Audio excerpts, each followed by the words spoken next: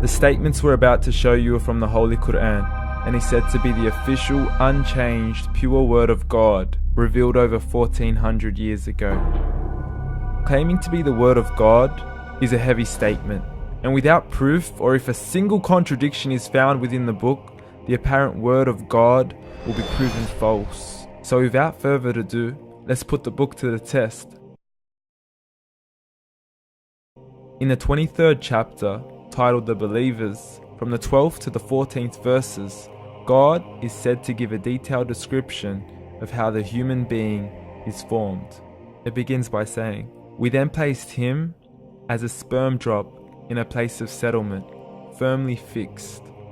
Then we made the drop into a alaqa." We will translate this word very soon. "And then we changed the alaqa into a lump. Then we made out of that lump into bones. And then we clothed the bones with flesh. Then we caused him to grow and come into being and attain the definitive human form." In the 21st century, we can now safely say that this verse is clearly describing the process of human development in correct chronological order. However, what we should be paying attention to in particular is the second stage, referring to the development of the embryo. The specific word used to describe the embryo in this verse is the word alaqa. The word alaqa, when translated into English, can mean three separate things.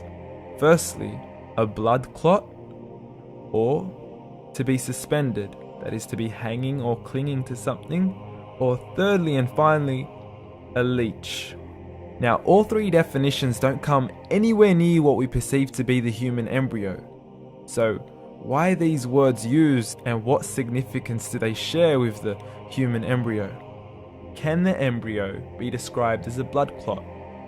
Well, what do you think? In the 3rd week of embryonic development, a tubular heart joins with the blood vessels to form a primordial cardiovascular system, and by the end of the 3rd week, the blood is circulating and the heart begins to beat on day 21. The first thing that comes to mind in regards to being suspended or hanging is the umbilical cord. But we can't use that example because we are simply referring to step 2, before the baby has even formed. But we now know today that the umbilical cord is formed from the connecting stalk. And the connecting stalk is formed as soon as the embryo is formed. The embryo's connecting stalk has even been described by John Allen and Beverly Kramer as an object to suspend the developing embryo in the extra-embryonic column.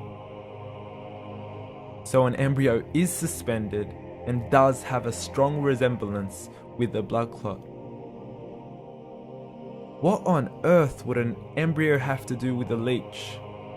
Figure A shows the structure of an embryo at 25 days. Figure B shows a leech. Now please note once again that the embryo in this stage is no greater than the size of a kernel of wheat. This is an X-ray of the embryo at 22 days. This is the internal structure of a leech. It's mind-blowing stuff, but you still haven't seen anything yet. This is the head of the embryo at 22 days. The detail you are seeing right now is absolutely impossible to be seen with the human eye and can only be seen with a microscope. This is the back end of a leech. There's no other words used to describe this other than mind-blowing. The pictures we have shown you are impossible to be seen with the human eye or even to be predicted by the human mind. Once again, the verses we have shown you were revealed over 1400 years ago to a man who couldn't read nor write. Are these the words of God? Descriptions of the human embryo in the Quran cannot be based on scientific knowledge in the 7th century.